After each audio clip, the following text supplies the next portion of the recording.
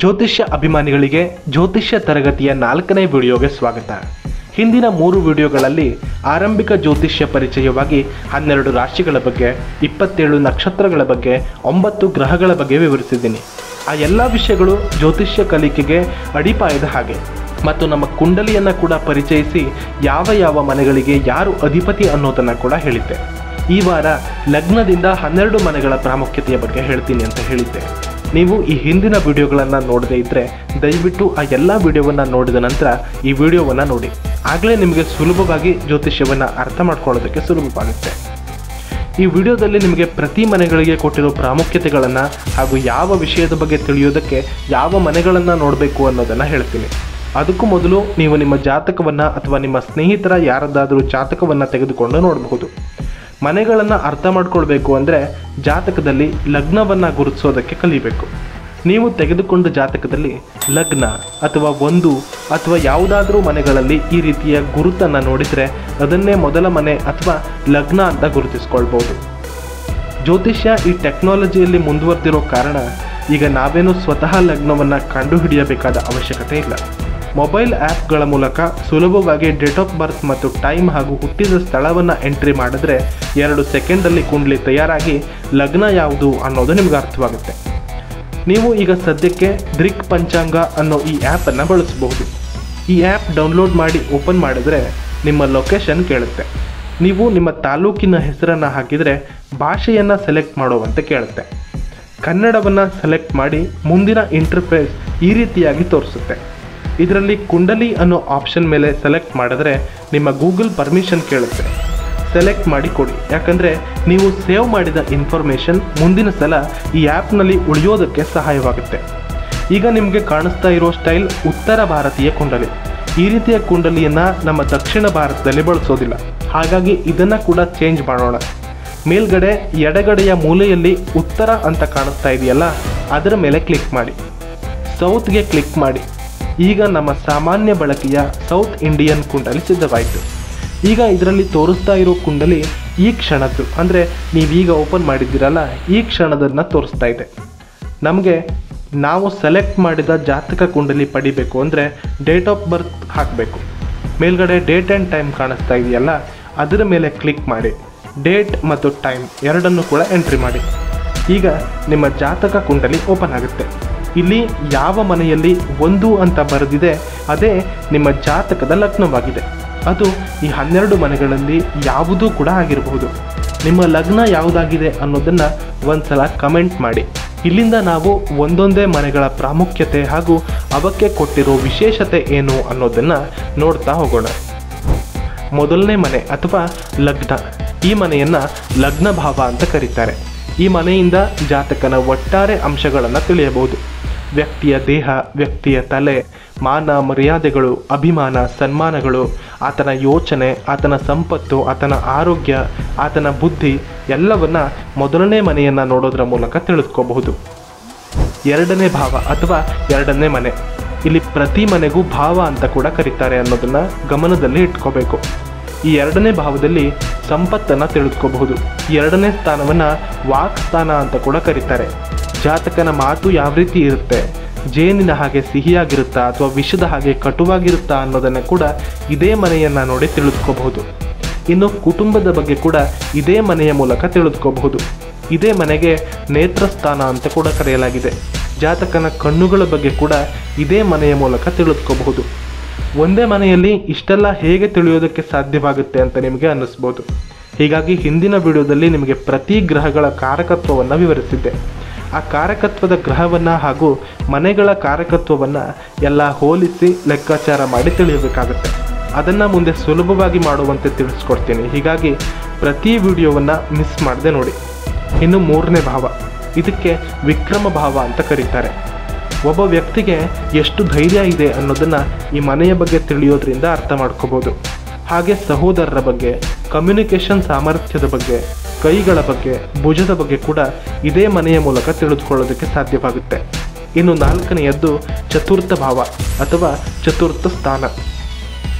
ಜಾತಕನ ವಿದ್ಯಾಭ್ಯಾಸದ ಬಗ್ಗೆ, ಖರೀದಿಸಬಹುದಾದ ವಾಹನಗಳ ಬಗ್ಗೆ, ತಾಯಿಯ ಬಗ್ಗೆ, ತಾಯಿಯ ಪ್ರೇಮ ಮಮಕಾರಗಳ ಬಗ್ಗೆ, ಗೃಹ ಸೌಖ್ಯ ವಿಚಾರಗಳು ಅಂದರೆ ಆ ವ್ಯಕ್ತಿಯ ಮನೆಯ ಬಗ್ಗೆ, ಮನೆಯ ವಾತಾವರಣದ ಬಗ್ಗೆ, ಹೊಲ ಗದ್ದೆ ತೋಟಗಳ ಬಗ್ಗೆ, ಈ ಎಲ್ಲ ವಿಚಾರಗಳನ್ನು ಈ 4ನೇ ಭಾವದ ಮೂಲಕ ತಿಳಿಯಬಹುದು.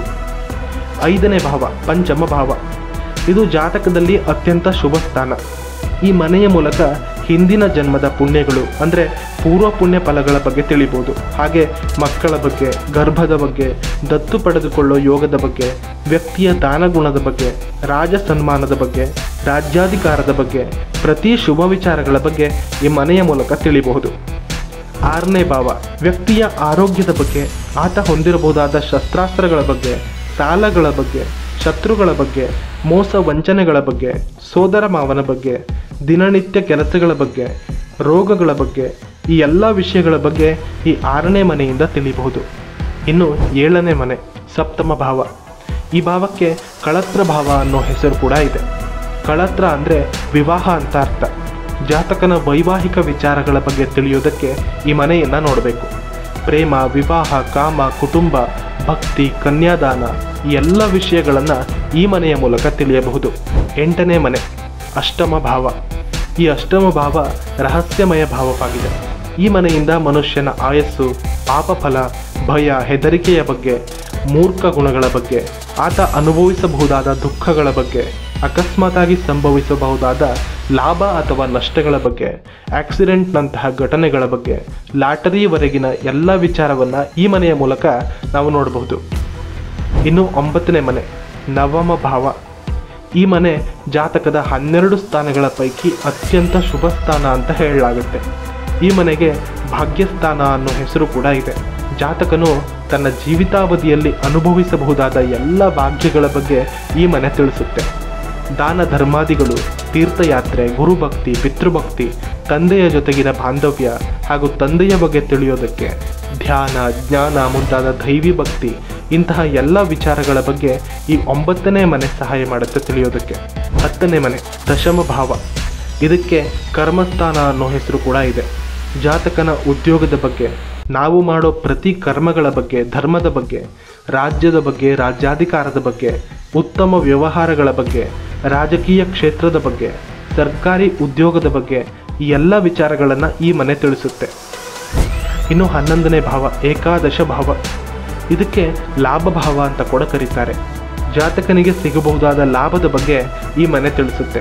ಉನ್ನತ ವಿದ್ಯೆ, ವಾಹನ, ಕೃಷಿ, ಪ್ರಯಾಣ, ಅಧಿಕ ಹಣ, ಸೇವಕರ ಬಗ್ಗೆ ಈ ಎಲ್ಲ ವಿಷಯಗಳ ಬಗ್ಗೆ ಈ ಮನೆ ತಿಳಿಸುತ್ತೆ. 12ನೇ ಭಾವ ದ್ವಾದಶ ಭಾವ. ಇದಕ್ಕೆ ವ್ಯಯಭಾವ ಅನ್ನೋ ಹೆಸರು ಕೂಡ ಇದೆ. ಅಂದರೆ ಜಾತಕದಲ್ಲಿರೋ ಸಂಪತ್ತು ಯಾವ ರೀತಿಯಲ್ಲಿ ಖರ್ಚಾಗುತ್ತೆ ಅಂತ ಈ ಮನೆಯ ಮೂಲಕ ತಿಳಿಬಹುದು.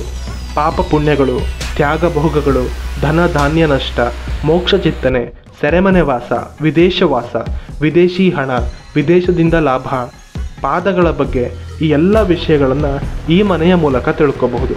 ಸ್ನೇಹಿತರೆ, ಪ್ರತಿ ಭಾವಕ್ಕೆ ಈಗ ನಾನು ಹೇಳಿದಷ್ಟು ಮಾತ್ರ ಕಾರಕತ್ವಗಳು ಇಲ್ಲ, ಸಾವಿರಾರು ಕಾರಕತ್ವಗಳಿದೆ. ಅವುಗಳನ್ನೆಲ್ಲ ನಿಮಗೆ ಜ್ಯೋತಿಷ್ಯ ಕಲಿತು ಮುಂದೆ ಸಾಗಿದ ಹಾಗೆ ಅರ್ಥವಾಗುತ್ತಾ ಹೋಗುತ್ತೆ. ಈಗ ಹೊಸದಾಗಿ ನೀವೆಲ್ಲ ಕಲಿತಾ ಇರೋ ಕಾರಣ ಇಲ್ಲಿ ಸ್ವಲ್ಪನೇ ಹೇಳಬೇಕಾಗುತ್ತೆ. ಈಗಿನ ಎಲ್ಲ ವಿಡಿಯೋಗಳು ಕೇವಲ 10 ನಿಮಿಷದ ಒಳಗಿದೆ. ಯಾಕೆ ಅಂದರೆ ನಿಮಗೆ ಈಸಿಯಾಗಿ ಅರ್ಥವಾಗಲಿ ಅಥವಾ ಒಮ್ಮೆ ಅರ್ಥವಾಗದೇ ಇದ್ದರೆ ಸುಲಭವಾಗಿ ಇನ್ನೊಮ್ಮೆ ನೋಡೋದಕ್ಕೆ ಸಾಧ್ಯವಾಗಲಿ ಅಂತ. ಮುಂದೆ ಹೋಗ್ತಾ ಹೋಗ್ತಾ ವಿವರವಾಗಿ ಹೇಳುವಾಗ ಈ ವಿಡಿಯೋದ ಲೆಂತ್ ಜಾಸ್ತಿ ಆಗ್ತಾ ಹೋಗುತ್ತೆ. ಹಾಗಾಗಿ ಈಗ ನಾನು ನಿಮಗೆ ಹೇಳಿಕೊಡೋ ಪ್ರತಿ ವಿಷಯವನ್ನು ಗಮನ ಬಿಟ್ಟು ಅರ್ಥ ಮಾಡ್ಕೋಬೇಕು. ಈಗ ನಾನು ನಿಮಗೆ ಜನ್ಮಕುಂಡಲಿಯ ಮನೆಗಳಲ್ಲಿ 12 ಮನೆಗಳ ಬಗ್ಗೆ ಸಂಕ್ಷಿಪ್ತವಾಗಿ ತಿಳಿಸ್ಕೊಟ್ಟೆ. ಈಗ ಆ ಭಾವಗಳನ್ನು ಯಾವ ರೀತಿ ಶುಭ ಅಶುಭ ಭಾವಗಳಾಗಿ ವಿಂಗಡಿಸಿದ್ದಾರೆ ಅಂತ ನೋಡೋಣ. ಮೊದಲನಿಗೆ ತ್ರಿಕೋನ ಸ್ಥಾನಗಳು ಅಂತ. 1, 5, 9ನೇ ಸ್ಥಾನಗಳು. ನಿಮ್ಮದು ಯಾವುದೇ ಲಗ್ನವಾಗಲಿ, ನಿಮ್ಮ ಲಗ್ನ ಭಾವ, ಪಂಚಮ ಭಾವ ಹಾಗೂ ನವಮ ಭಾವಗಳನ್ನು ತ್ರಿಕೋನ ಸ್ಥಾನಗಳು ಅಂತ ಕರೆಯಲಾಗುತ್ತೆ. ಇವು ಜಾತಕದಲ್ಲಿ ಸಂಪೂರ್ಣವಾಗಿ ಶುಭ ಸ್ಥಾನಗಳು. ಎರಡನೆಯದು ಕೇಂದ್ರ ಸ್ಥಾನಗಳು. 1, 4, 7, 10 ಈ ಮನೆಗಳು ಕೇಂದ್ರ ಸ್ಥಾನಗಳು. ನಿಮ್ಮ ಲಗ್ನ ಭಾವ, ಇಲ್ಲಿ ಲಗ್ನ ಭಾವ ಕೇಂದ್ರವೂ ಹೌದು, ತ್ರಿಕೋನ ಸ್ಥಾನವೂ ಹೌದು. ಈ ಎರಡೂ ಶುಭ ಸ್ಥಾನವನ್ನು ಲಗ್ನಕ್ಕೆ ಕೊಡಲಾಗಿದೆ. ಈ ಕೇಂದ್ರ ಭಾವಗಳು ಕೂಡ ಶುಭ ಸ್ಥಾನಗಳೇ, ಆದರೆ ತ್ರಿಕೋನ ಸ್ಥಾನಗಳ ನಂತರದ ಸ್ಥಾನವನ್ನು ಈ ಕೇಂದ್ರ ಸ್ಥಾನ ಪಡೆದುಕೊಳ್ಳುತ್ತೆ. ಇನ್ನು ಮೂರನೆಯದು ದುಸ್ಥಾನಗಳು. 6, 8, 12 ಇವು ದುಷ್ಟ ಸ್ಥಾನಗಳು ಅಂತ ಹೇಳಲಾಗಿದೆ. ಷಷ್ಠಮ ಭಾವ, ಅಷ್ಟಮ ಭಾವ ಮತ್ತು ದ್ವಾದಶ ಭಾವಗಳು ಜಾತಕದಲ್ಲಿ ದುಷ್ಟ ಸ್ಥಾನಗಳು ಅಂತ ಗುರುತಿಸಲಾಗುತ್ತೆ. ಇಲ್ಲಿ ಕೆಟ್ಟ ಸ್ಥಾನಗಳು ಅಂದರೆ ಭಯ ಪಡಬೇಕಾದ ಯಾವ ಅವಶ್ಯಕತೆಯೂ ಇಲ್ಲ. ಒಳ್ಳೆಯದು ಅಂತ ಇದ್ದ ಮೇಲೆ ಕೆಟ್ಟದ್ದು ಕೂಡ ಇದ್ದೇ ಇರುತ್ತೆ. ಈ ಜ್ಯೋತಿಷ್ಯದ ಇನ್ನೊಂದು ವಿಶೇಷತೆ ಏನು ಗೊತ್ತಾ? ಜಾತಕನ ಪ್ರತಿ ಭಾವದಲ್ಲಿ ಒಂದಲ್ಲ ಒಂದು ಶುಭ ವಿಚಾರ ಇದ್ದೇ ಇರುತ್ತೆ, ಹಾಗೆ ಒಂದಲ್ಲ ಒಂದು ಕೆಟ್ಟ ವಿಚಾರ ಇದ್ದೇ ಇರುತ್ತೆ. ಅದನ್ನು ಸರಿಯಾಗಿ ಕಲಿತರೆ ನಿಮಗೆ ಅರ್ಥವಾಗುತ್ತೆ. ಸದ್ಯಕ್ಕೆ ಇಷ್ಟು ಸಾಕು. ನೀವು ಈ ವಿಡಿಯೋದ ಎಲ್ಲ ವಿಚಾರಗಳನ್ನು ಸರಿಯಾಗಿ ನೆನಪಲ್ಲಿಟ್ಟುಕೊಂಡ್ರೆ ಮುಂದಿನ ವಿಡಿಯೋ ನಿಮಗೆ ಸುಲಭವಾಗಿ ಅರ್ಥವಾಗುವುದಕ್ಕೆ ಸಾಧ್ಯವಾಗುತ್ತೆ. ಹಾಗಾಗಿ ಇವತ್ತು ಹೇಳಿದ ಇಷ್ಟೂ ವಿಷಯಗಳನ್ನು ನೀವು ಗಮನವಿಟ್ಟು ಕಲ್ತ್ಕೋತೀರಾ ಅಂತ ಭಾವಿಸ್ತೀನಿ. ಮುಂದಿನ ವಿಡಿಯೋದಲ್ಲಿ ಸಿಗ್ತೀನಿ. ಅಲ್ಲಿವರೆಗೂ ನೀವಿನ್ನೂ ನಮ್ಮ ಸಿಂಹಧ್ವಜ ಚಾನಲನ್ನು ಸಬ್ಸ್ಕ್ರೈಬ್ ಮಾಡಿಲ್ಲ ಅಂದರೆ ಈಗಲೇ ಸಬ್ಸ್ಕ್ರೈಬ್ ಮಾಡಿ.